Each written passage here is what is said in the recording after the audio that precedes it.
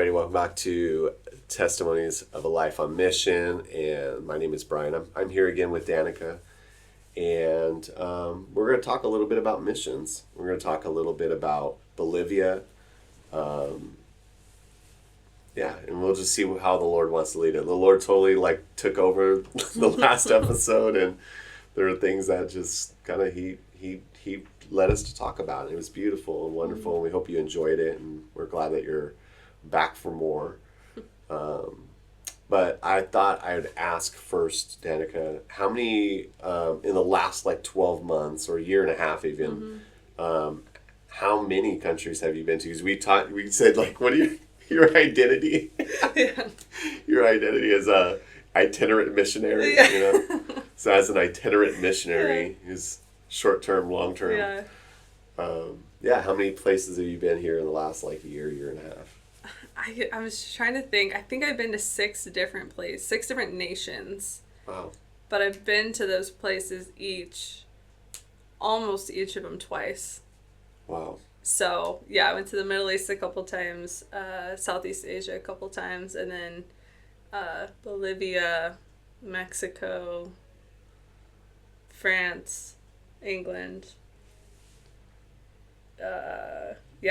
I'm headed back to Southeast Asia next month. So, oh, man. Yeah, it's a lot of back to the same places. Oh, Kenya I went last year. Yeah. So, yeah. 7 nations. Yeah. 1, 2, 3, 4, 5 different continents if you count where you live. I was international every month until July this year. Took off for a few months for the summer, which was amazing. Just, working from home and whatnot. And then I'm back on the road. It's great. That's so wild. Yeah, it's fun. So you've been here in Bolivia for a week now. Mm-hmm. What first thoughts of Bolivia? So you land in little Viru international airport. Yeah. Smaller, just for you guys who know the Boise airport. It is significantly smaller, probably an 1/8 of the size of the Boise airport. Oh yeah. Yeah, maybe. Somewhere around 1/4 of the size or 1/8 of the size of the Boise airport. Tiny. Crazy. First thoughts of Bolivia. I would say I have never been less prepared to come to a nation before than Bolivia. My own preparation. This is my first time to South America, which is a pretty big thing. Just coming to a new continent. Mm-hmm.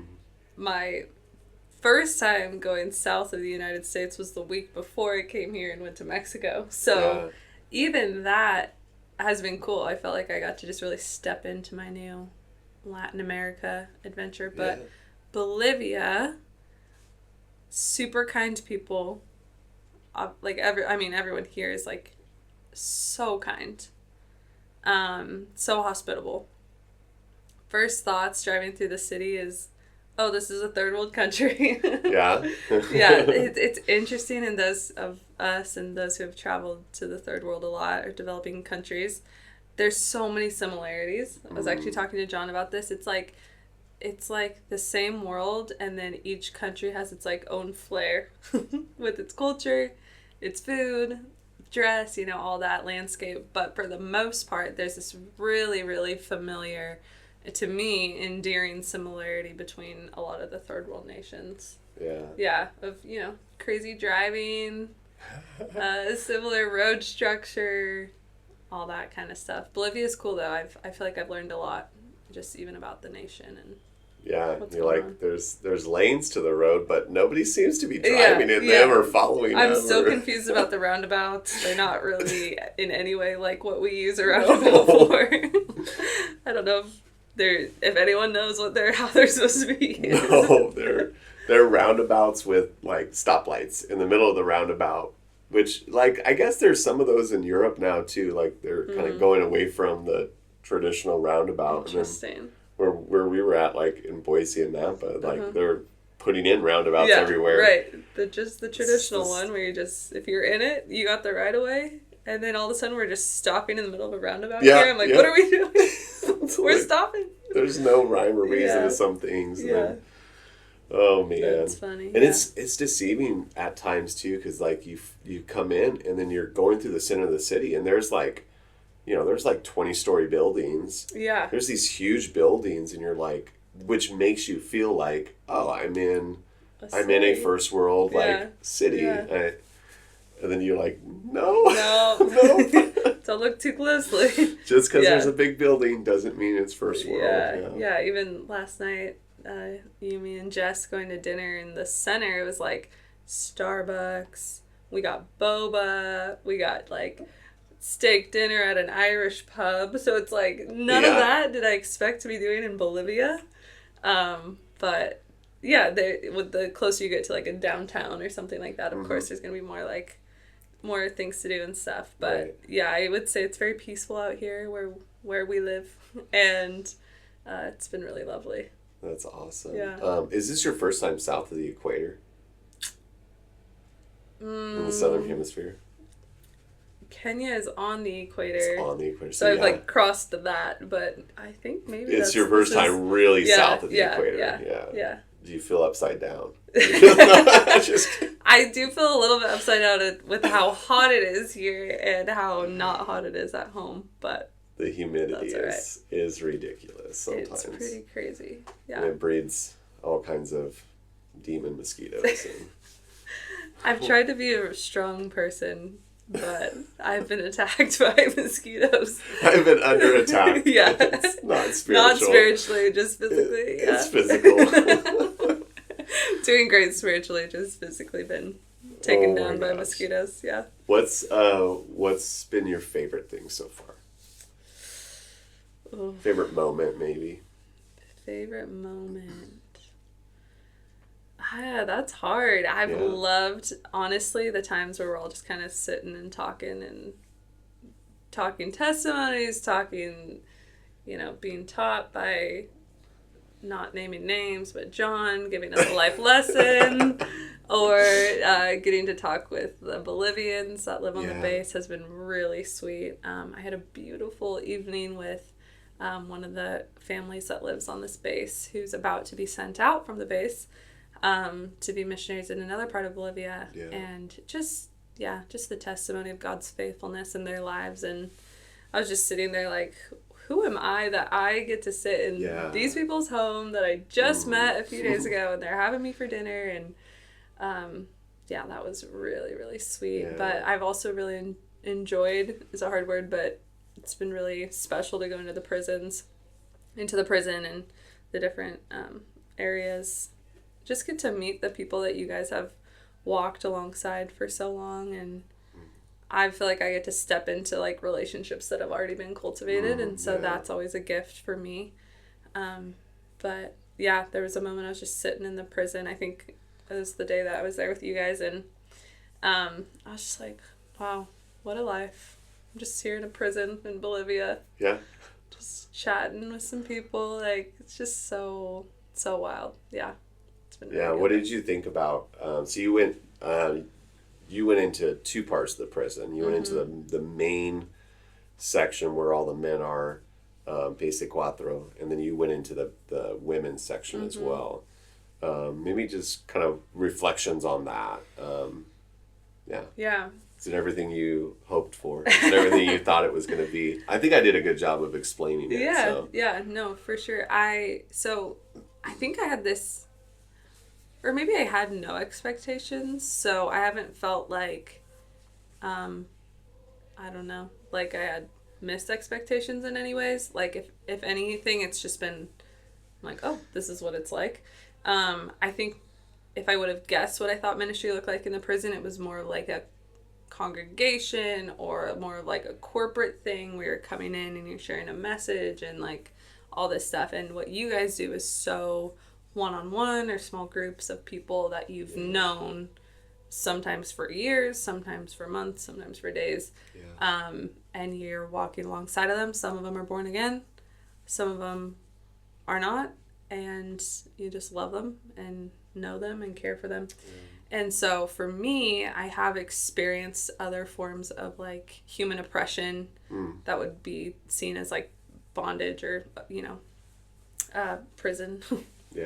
Yeah, and so that aspect of it wasn't as shocking to me of the whole like I've been around some forms of slavery and stuff, so like that didn't strike me as much as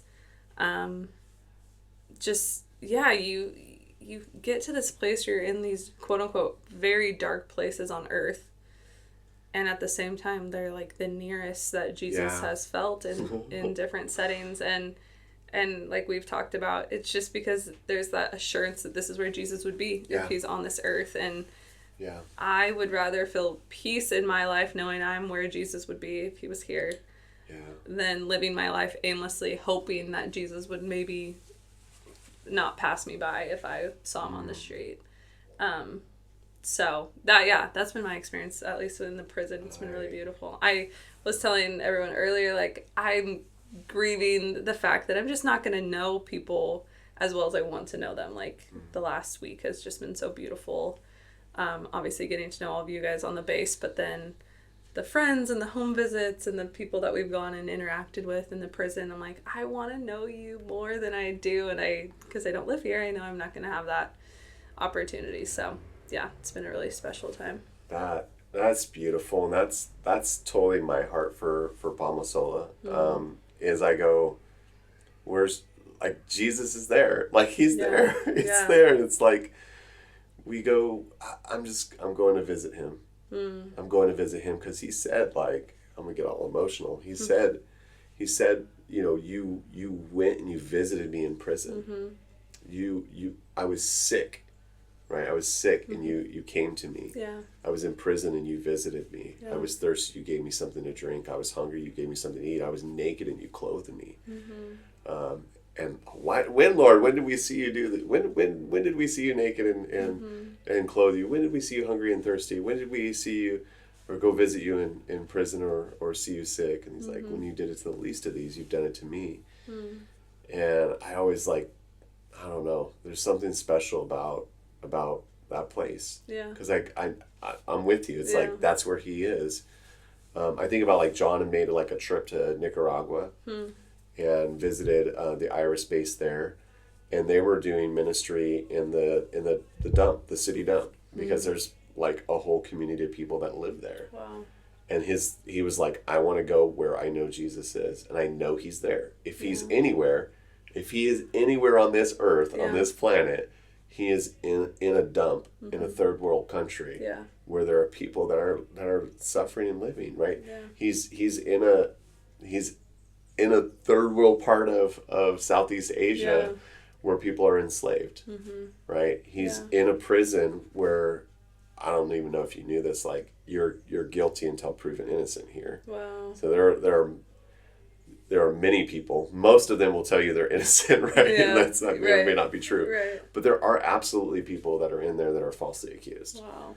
And that have been in there for years, because you have to wait for your audience, and then once you have your time before the judge, and right? And so you're pretty much guilty till proven innocent. And I go, man, that's where he is. That's where he is. Yeah. And absolutely. And then, like, we go in, and he shows up. Yeah. And sometimes it's like miraculous and somebody gets healed, and sometimes it's just sitting with people and just hearing their story, or hearing them talk about their kids and how to raise their kids and how to encourage them. And, oh, yeah, it's good. I think we talked a little bit about just the reality of going into a women's prison and there being kids there. Yeah. That was definitely shocking to me. I didn't realize that there would... before I came to Bolivia, I didn't know there would be kids there. Yeah. It was obviously told before I walked in there. But, yeah, you're watching these women care for their kids. And, like, we were sitting with a couple of women, and they were taking their kids to daycare and then coming back and picking them up from school. And I had to remind myself I was in a prison. Yeah. I was like, this is such an interesting dynamic, like, and then the balance you could talk about all day long of, like, is it better to have kids with their mom but to be living in prison? Is it worse to have them separated from their parents? So that was a really interesting dynamic I wasn't expecting. as much. I think maybe like next time when you come as well with the team, we can even visit. There's a children's home that that we've ministered with as well, and so those kids, some of them have had parents that were in prison, but they outgrew. Here, if you get to like 6 or 7 years old, then you're taken out of the prison. And so you're only with your mom to a certain age, and then you're taken out. And if there's not family for you to go live with, you're going to go to where the state tells you to go. Wow. Like you're a ward of the state, and you'll end up in a home. Wow. And so we know those homes that their mission is to actually provide loving care for these kids that come into those situations. Wow. And of course, there's state-run ones that are not good. They're not healthy for kids, and they're Can't imagine. So, but I agree. It's hard. But there's times you just lose yourself in there because you're just like, what am I? Is this real? Yeah. Am I really in a prison right now? Yeah, there's really walls and barbed wire restaurants. around There's me? like, there's restaurants. There's like barber shops. There's salons. Like there's churches. Like that. Yeah, the whole thing. I know as I'm saying this, people are probably like, wait, what? What are you talking about? But it's not the prison like you might expect it in the U.S. or something. And then there are places that are like the U.S. Within the prison, and there are places far, far, far worse than what we see, because there's like the underbelly of what's going on that we don't always see, where people are punished and put in dark places that are worse, right? But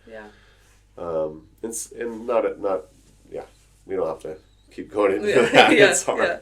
It's hard. We'll just say it's hard. Yeah. And but Jesus shows up. He shows up. Yeah. We share a word, we share the gospel, we share a prayer, and he always shows up. He always shows up. Like he's so faithful. Yeah. He's so faithful. Man. Yeah, that's really good. So I think that covers like a hard part about that probably covers the question where I'd ask like what's the hardest part about being here other than mosquito bites.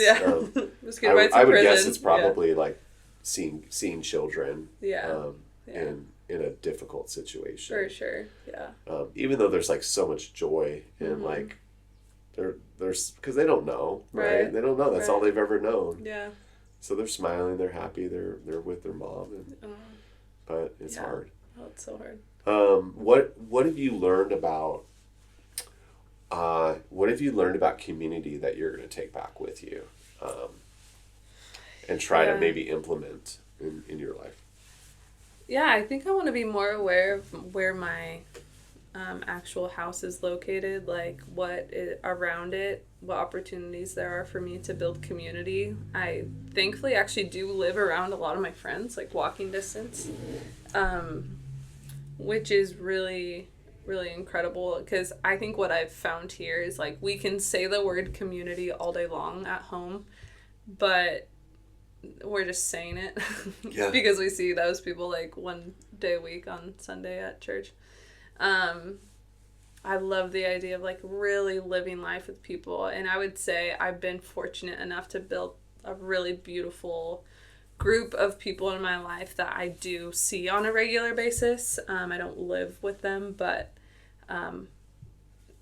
in the American perspective, I would say I'm like surrounded by people more than most people, which has been a blessing. But I think something in this community that's been really cool to see is just how much trust has been built between everyone, to the point where you can laugh together, you can cry together, you can rebuke each other, which I feel like I haven't heard the word rebuke as much as I have in the last 8 days, but it's biblical, and it's a part of what Christian living is supposed to look like based on what the Bible says. And so that has been really interesting. I think I love America, so I feel like I'm just absolutely bashing on it right now, but offense is just right there at the tip top of everyone's life in the U.S. And so the idea of quote unquote rebuking someone feels nearly impossible, but when you've lived life, you've built trust, you have established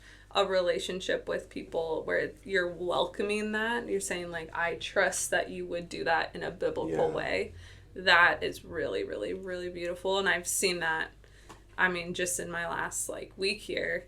I've gotten to see the real life stuff, too. Like, it's been so fun. It's been amazing. And I've seen the harder moments that aren't glamorous and aren't, like, I'm a missionary and I have the best life ever. It's like, oh, that probably stings a bit. Like, I don't think that's what's going on in the newsletter. So, that's been cool. You came right into, like, literally the day after I think you arrived, that it happened. I mean, it happened. Yeah.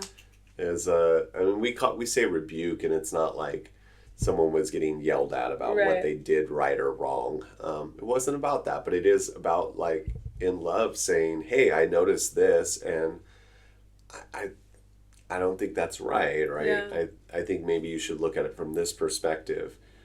And when we have built the trust and we've built the relationships that we've built, those messages they're meaningful. Yeah. Like, we think about it that, oh, this is going to tear someone down, but it actually is building them up. Absolutely. Because we're not calling them to a lower place or putting them in a lower place. We're calling them to a higher place. Yeah. And so you got to see it, which was beautiful, and like part of the leadership, like experiencing that, and then being able to take what they learned from the Lord, because they actually took it and spent time with Jesus. Yeah. Of, what do you want me to know about this? Yeah. How is this supposed to, like, be shaped and formed in my life? Yeah. And then they were able to turn around and give that back to the community. Yeah.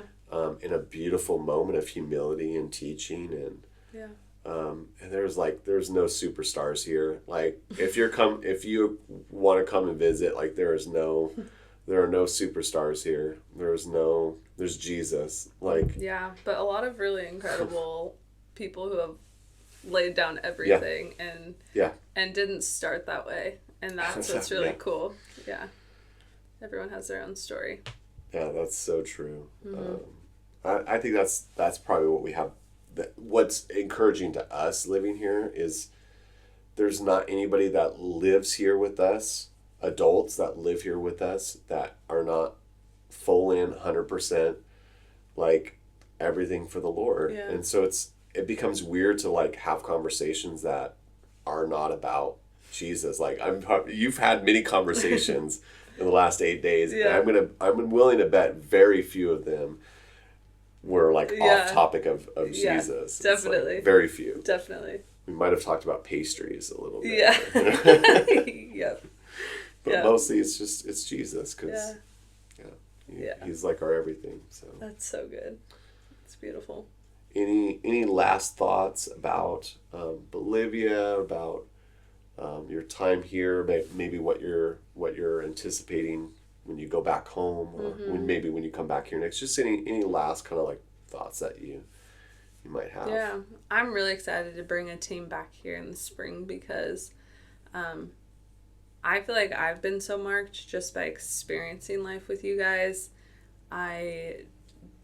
It's not like I have this, like, and this testimony happened and this happened and then these people were, it's all, like, I have stories of people that I met in their lives and things you guys have told me.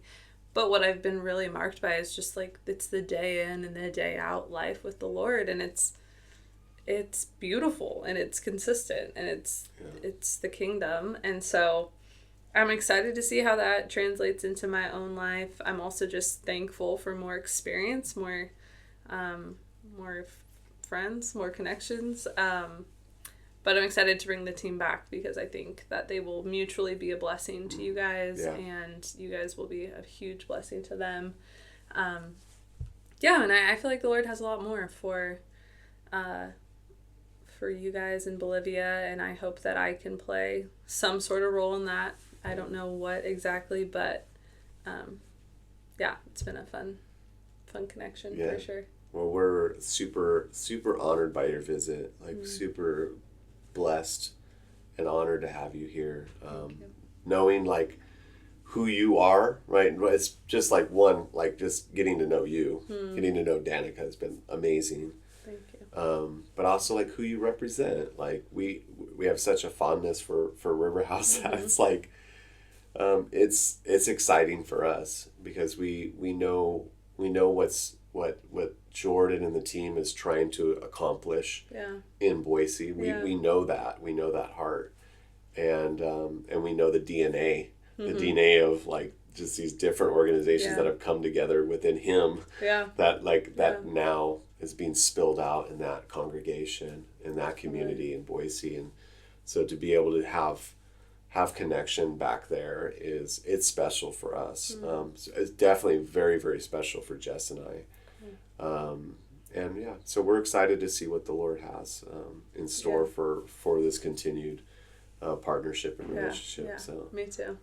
It's gonna be good. Reminder, if you're listening to this one for the first time, you should go back and listen to the last episode and hear a little bit of Danica's story and her heart for missions and living life on mission. And then you need to go to Spotify or Apple or really anywhere where you get your podcasts and check out her podcast, which is Whole People.